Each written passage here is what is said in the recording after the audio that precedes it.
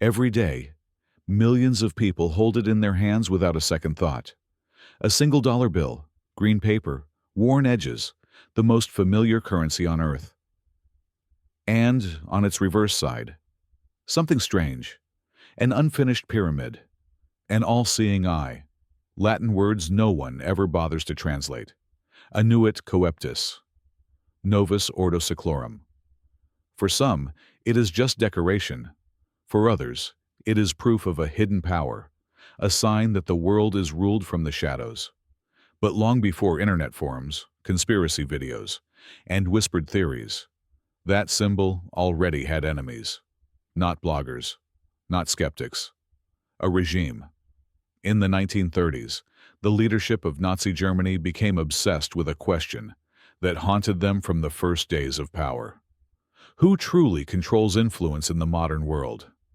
Their answer was simple and deadly. They believed it was not parliaments, not elections, not even governments. They believed it was the Freemasons. To the Nazi mind, Freemasonry was not a fraternity. It was not charity. It was not philosophy. It was an invisible enemy, international, secretive, loyal to no nation, bound by oaths beyond the reach of the state. And enemies like that, the Reich believed, could not be negotiated with. They could only be destroyed. When Adolf Hitler came to power in 1933, Germany did not immediately descend into mass terror. At first, the process was methodical, legal, bureaucratic. Lists were drawn up, organizations were categorized, enemies were defined, communists, social democrats, Jews, and quietly, Freemasons. Within months, German newspapers began publishing articles, warning of a so-called Judeo-Masonic conspiracy. Pamphlets appeared explaining how secret lodges supposedly undermined nations from within. Public exhibitions displayed confiscated Masonic regalia, aprons, compasses, ritual texts, presented not as cultural artifacts, but as evidence of treason. To the public, the message was clear. These men do not belong to Germany. Their loyalty is elsewhere. But this was not a spontaneous hatred. It was a carefully constructed fear. At the moment the Nazis declared war on them, Freemasonry was not new. It was not marginal. And it was not underground. Freemasonry had existed for more than 2 centuries. Its lodges could be found in Britain, France, Germany, the United States, Scandinavia, and across Europe. Its members included doctors, engineers, judges, officers, civil servants, writers, businessmen, not revolutionaries, not terrorists, but educated men who believed in ideas that had shaped the modern world: reason, equality, personal conscience, and moral responsibility. Freemasons did not worship a god of their own. They did not preach overthrow. They did not form a single political bloc. What they did share was something far more dangerous to a totalitarian state: independent networks of trust. Men who recognized each other across borders. Men who helped each other quietly. Men who believed loyalty to conscience mattered more than loyalty to ideology. To the Nazi worldview, this was intolerable. The Third Reich was obsessed with transparency, but only in one direction. The state could see everything. The individual could see nothing. Freemasonry violated this principle by its very nature. Lodges met behind closed doors. Members swore oaths of discretion. Internal discussions were not open to the state. This secrecy was not sinister. It was symbolic, meant to separate the moral space of the lodge from the noise of politics. But in Nazi logic, secrecy itself became a crime. If a meeting could not be monitored, it was suspect. If loyalty was shared among brothers, it was a threat. If ideas crossed borders, they were treasonous. The question was no longer what Freemasons did, but what they might do. And that was enough. By the mid-1930s, the regime's paranoia had hardened into policy. Internal SS documents described Freemasonry as a state within a state, a network of influence hostile to racial order, a hidden force behind liberal democracy. In Nazi ideology, the world was a battlefield of races and wills. Neutrality did not exist. You were either part of the Reich or part of the enemy. Freemasons refused to become either. They would not dissolve themselves into the party. They would not swear loyalty to the Führer. They would not replace conscience with command. That refusal sealed their fate. In 1935, Freemasonry was officially banned in Germany. Lodges were shut down, buildings were seized, archives were confiscated. Membership lists, once symbols of brotherhood, became instruments of persecution. Some Freemasons were pressured to publicly renounce their past. Others were interrogated. Many were arrested. Their crime was not espionage, not sabotage. Their crime was belonging. In a state that demanded total obedience, even private loyalty was dangerous. Today, the image of the all-seeing eye is often treated as a joke, a meme, a conspiracy trope. But less than a century ago, belief in that symbol fueled real violence. Men were imprisoned, families were destroyed, lives were erased. Not because Freemasons ruled the world, but because a regime believed they did. This is not a story about secret masters of history. It is a story about fear, about how authoritarian systems respond to what they cannot control, about how secrecy becomes guilt, about how ideas become enemies, and about how a brotherhood built on moral autonomy became a target for annihilation. This is the story of the Freemasons in the Second World War, not as myth, not as legend, but as history. Freemasonry did not emerge in secrecy, nor was it born as a reaction against governments or religions. Its origins lie in something far more ordinary and far more powerful: the need for trust among skilled men in a fragmented world. The earliest roots of Freemasonry can be traced back to medieval stonemasons' guilds in Europe. These were not symbolic builders, but literal ones, craftsmen who constructed cathedrals, fortresses, bridges, and palaces. Their knowledge was technical, rare, and valuable. Stone cutting required mathematics, geometry, and experience passed down through instruction rather than books. To protect that knowledge, guilds developed systems of recognition, passwords, and rituals. These were practical tools, not mystical ones, a way to know who was trained, who was trustworthy, and who was an outsider. Over time, as Europe changed and monumental stone construction declined, these guilds evolved. By the late 17th and early 18th centuries, lodges began accepting men who were not builders by trade, but were drawn to the guild's structure, ethics, and symbolism. This transition created what historians call speculative Freemasonry, a fraternity that used the language of building as a metaphor for moral and personal development. By the early 1700s, Freemasonry had taken a recognizable form. Lodges spread across Britain, France, the German states, the Netherlands, and eventually the American colonies. They operated locally, but shared common symbols and principles. Each lodge governed itself, elected its officers, kept its own records, and answered only loosely to regional grand lodges. There was no single leader, no global command, no central authority directing actions across borders. What unified Freemasons was not politics, religion, or nationality, but a shared moral framework. Members were encouraged to pursue self-improvement, discipline, charity, and intellectual curiosity. Discussions inside lodges often touched on philosophy, science, ethics, and civic responsibility, subjects that were not always welcome in authoritarian societies. Freemasonry did not reject religion, but it deliberately avoided endorsing any single faith. Members were required to believe in a higher moral order, often referred to as a great architect of the universe, but interpretation was left to the individual.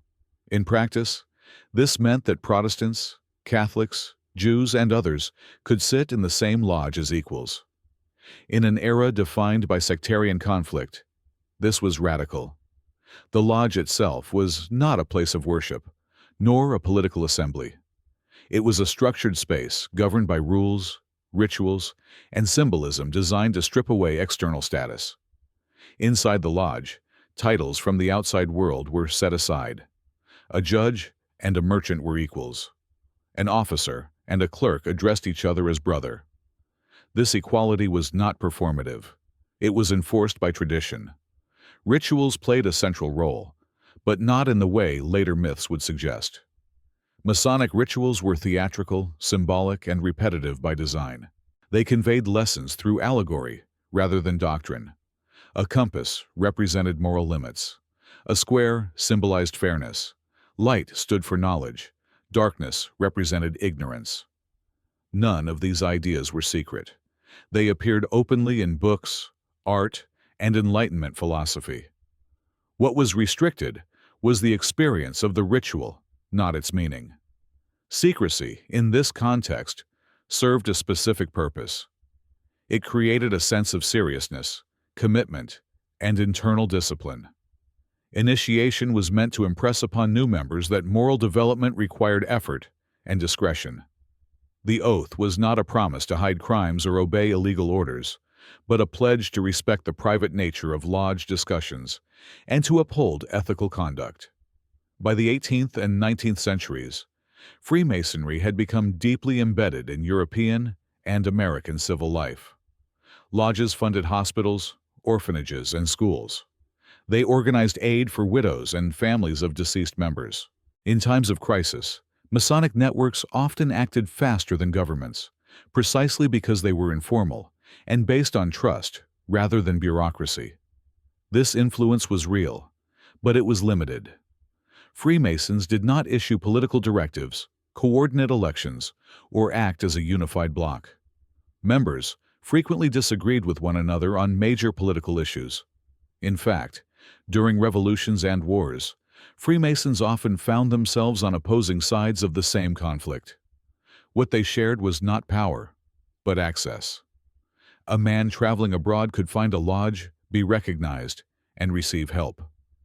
This did not guarantee wealth or protection, but it offered something rare in a divided world: a familiar structure in unfamiliar territory. By the early 20th century, Freemasonry was neither underground nor particularly mysterious. Its buildings stood openly in major cities. Membership was public knowledge. In many countries, joining a lodge was seen as a respectable civic choice, similar to joining a professional association or charitable society. And yet, the myths had already begun to form. To outsiders, the rituals looked strange. The symbols seemed archaic. The closed doors invited speculation. Critics accused Freemasons of arrogance, elitism, and secrecy. In periods of political instability, they became convenient targets, blamed for social change, economic upheaval, or moral decline. None of this required evidence. Suspicion was enough. For authoritarian movements, Freemasonry represented everything they opposed. It crossed borders. It valued individual conscience. It resisted absolute loyalty to the state. It preserved private spaces where ideas could be discussed without oversight. To such regimes, the lodge was not a harmless fraternity. It was a problem. By the time the Nazis began redefining German society around race, obedience, and total control, Freemasonry stood as a quiet contradiction. It offered a model of belonging that did not depend on blood, a hierarchy that was symbolic, not enforced by violence, a loyalty that was ethical rather than ideological. And in the logic of the Third Reich, contradictions could not be tolerated. They had to be eliminated. As Freemasonry expanded across borders and centuries, it accumulated something far more dangerous than power: ambiguity. It was neither a political party nor a church, neither public nor fully private. It spoke in symbols, guarded its internal life, and refused to explain itself to those outside the lodge. In stable societies, this ambiguity was tolerated. In times of crisis, it became combustible. By the early 20th century, Europe was entering one of its most volatile periods. Empires collapsed, revolutions erupted, economies fractured, and millions searched for explanations that could restore order to a world that no longer made sense. In this environment, secretive organizations were no longer seen as cultural curiosities. They were seen as suspects. Freemasonry became a perfect target. Its rituals were misunderstood. Its symbols were taken out of context. Its international presence was interpreted not as coincidence, but as coordination. Pamphlets and polemics began to circulate long before the Nazis took power, accusing Freemasons of manipulating revolutions, undermining religion, and engineering social decay. These claims rarely relied on evidence. They relied on repetition. The most persistent myth was that Freemasonry operated as a single, centralized force. In reality, lodges were fragmented, autonomous, and often divided by national rivalries. But myth does not require accuracy. It requires coherence. And the idea of a hidden brotherhood pulling strings behind visible institutions was far more appealing than the chaotic truth of modern politics. Symbols played a crucial role in this transformation. The square and compass, the all-seeing eye, pillars, stars, and numbers were stripped of their historical meanings and repackaged as signs of domination. The Eye of Providence, a symbol that predated modern Freemasonry and appeared in religious art for centuries, was recast as proof of surveillance and control. The fact that it appeared on the Great Seal of the United States only reinforced the narrative that liberal democracy itself was a Masonic project. For extremist movements, this myth served a purpose. It offered a single enemy behind many frustrations.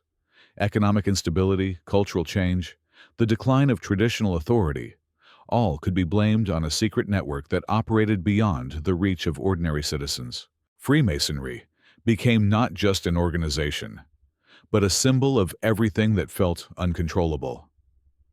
When the Nazis entered this ideological landscape, they did not invent anti-Masonic paranoia. They weaponized it. National Socialism was built on a rigid worldview. Humanity was divided into races. Loyalty flowed upward, toward the Führer and the state. Authority was visible, hierarchical, and enforced. There was no room for parallel systems of belonging. Freemasonry represented precisely that forbidden alternative. It offered a form of brotherhood that ignored race. It recognized Jews, Christians, and non-believers as moral equals. It cultivated loyalty that did not originate with the state. It maintained private spaces where discussion was not dictated by ideology. And perhaps most threatening of all, it did this quietly, without slogans, uniforms, or mass rallies. To the Nazi mind, such quiet autonomy was more dangerous than open opposition. Adolf Hitler and his inner circle increasingly described the world as a battlefield between forces of order and forces of decay. In this narrative, Freemasonry was placed alongside Jews, liberals, and communists as part of a single, amorphous enemy. The phrase Judeo-Masonic conspiracy appeared repeatedly in Nazi speeches, writings, and internal documents. It did not describe a real alliance. It described a fear that Germany was being weakened from within by invisible loyalties. This fear hardened into doctrine. Nazi ideologues argued that Freemasonry had helped spread Enlightenment values that undermined racial hierarchy. They accused lodges of promoting democracy, individual rights, and international cooperation, all concepts incompatible with a totalitarian racial state. Freemasons were portrayed as manipulators who hid behind rituals while shaping public life from the shadows. The irony was profound. Freemasonry had no mechanism to seize power, no doctrine of domination, no unified political strategy. But it did possess something the Nazis could not tolerate, a tradition older than the Reich, and a loyalty that could not be commanded. Once the regime consolidated power, suspicion turned into action. In 1933, German lodges were placed under surveillance. Police and party officials attended meetings, collected names, and documented symbols. Members were pressured to resign voluntarily. Newspapers published lists of known Freemasons. Employers were encouraged to dismiss them. What had once been a respectable affiliation became a mark of suspicion. By 1935, the ambiguity was gone. Freemasonry was officially banned throughout Germany. Lodges were dissolved. Their buildings were seized or repurposed. Libraries and archives were confiscated, not to be studied, but to be displayed as evidence of guilt. The regime organized public anti-Masonic exhibitions, where ritual objects were laid out like trophies. Aprons, gloves, compasses, and ceremonial swords were presented as tools of subversion. Explanatory panels accused Freemasons of undermining the nation, corrupting morals, and conspiring with Germany's enemies abroad. Visitors were not invited to understand. They were invited to fear. Behind the scenes, the repression deepened. The SS and the secret police compiled detailed files on former lodge members. These records did not disappear with resignations. Once identified, a Freemason remained marked. Some were interrogated. Others were blacklisted. A growing number were arrested under vague charges of political unreliability. For many, the transition was swift and brutal. Men who had spent decades discussing philosophy and charity in lodge halls found themselves labeled enemies of the state. Their past, once a source of pride, became a liability. Silence offered no protection. Public renunciation did not guarantee safety. Freemasonry had become, in Nazi eyes, a crime not of action, but of identity. And identity, in the Third Reich, was destiny. In the next stage, repression would move beyond bans and propaganda. It would enter the camps. The camps were not designed only to punish. They were designed to erase. When former Freemasons began arriving at concentration camps in the mid-1930s, there were no public announcements and no formal charges. Many were classified simply as political enemies, a category broad enough to include anyone the regime considered unreliable.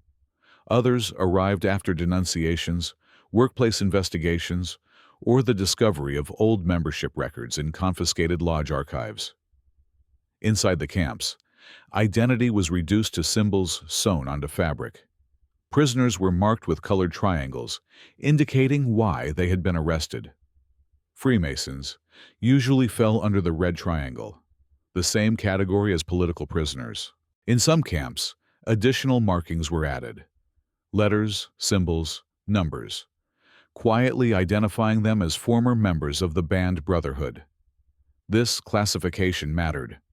Political prisoners were often treated with particular suspicion. They were considered capable of organization, influence, and resistance. Freemasons, with their reputation for discipline and networks of trust, fit that profile perfectly in the eyes of camp authorities. They were watched more closely, interrogated more often, punished more harshly. In camps like Dachau, Sachsenhausen, and Buchenwald, former Freemasons were subjected to forced labor, beatings, and systematic humiliation. Guards mocked their past rituals. Aprons and symbols confiscated years earlier were ridiculed. The very ideas that had once defined their identity, equality, moral responsibility, fraternity, were turned against them as evidence of weakness. The regime was not interested in re-education. It was interested in submission. Some prisoners were pressured to denounce Freemasonry publicly, even from within the camps. Confessions were extracted and later used in propaganda, reinforcing the narrative that lodges had been centers of treason. Refusal often meant harsher labor assignments or extended imprisonment. Compliance offered no real safety. What made this persecution particularly effective was its invisibility. Unlike mass deportations or racial laws, the destruction of Freemasonry did not provoke widespread public outrage. Lodges were small. Members were scattered. Families often remained silent out of fear. By the time arrests escalated, the organization itself had already been dismantled. There were no banners, No marches, no collective defense. The brotherhood that had relied on discretion for centuries found that discretion offered no protection against a state that demanded total exposure. Yet, even in the camps, the very qualities that had made Freemasonry suspect sometimes helped prisoners survive. Former members recognized one another through subtle gestures, coded phrases, or shared habits. They exchanged food, information, and encouragement. They did not form secret lodges. That would have been impossible. But they preserved something quieter: mutual responsibility. This quiet solidarity alarmed camp authorities. Any form of internal cohesion threatened the system of isolation and fear that defined camp life. In response, prisoners suspected of influencing others were separated, transferred, or assigned to the most punishing labor details. The goal was not only physical exhaustion, it was psychological annihilation. By the outbreak of the Second World War, Freemasonry had effectively ceased to exist in Germany. Its buildings were gone. Its archives were in the hands of the SS. Its members were silenced, imprisoned, or dead. The regime declared victory over what it described as a hidden enemy. But the victory was hollow. Outside the Reich, Freemasonry continued to exist. In Britain, the United States, and neutral countries, lodges remained open. News of persecution filtered out through refugees and intelligence reports. What the Nazis framed as a triumph over conspiracy was increasingly recognized abroad as another chapter in a broader campaign against independent civil society. As the war expanded, the irony deepened. Nazi propaganda claimed Freemasons controlled the Allied world. Yet the Reich was expending enormous effort to destroy an organization that, in reality, had no army, no centralized command, and no political program. What it had was something far more subversive to a totalitarian system: a memory of alternative values. The war would eventually end. The camps would be liberated. The Reich would collapse under the weight of its own brutality. Freemasonry, battered and diminished, would re-emerge slowly in post-war Europe, not as a force of revenge, not as a secret ruler of nations, but as it had existed before, a voluntary association built on trust, symbolism, and moral autonomy. The Nazis had believed that by destroying the lodges, they could erase the ideas they represented. They were wrong. Totalitarian regimes do not fear secret rituals. They fear independent loyalties. They fear private conscience. They fear communities they cannot command. And that fear, more than any symbol or myth, explains why the Freemasons became a target for annihilation in the heart of the Third Reich. If you want, next I can continue straight into the final epilogue that ties this history back to the modern myths around the dollar symbol. Or we can slightly tighten this section for pacing before moving on. After the collapse of the Third Reich, investigators walked through empty SS offices and abandoned ministries. Filing cabinets stood open. Papers lay scattered across floors. Among the documents cataloging enemies of the state, communists, dissidents, clergy, Jews, were thousands of files marked with a familiar word: Freimaurer, Freemason. The regime that claimed to rule openly, brutally, and honestly had devoted years to tracking men whose greatest offense was meeting behind closed doors to discuss ethics, charity, and personal responsibility.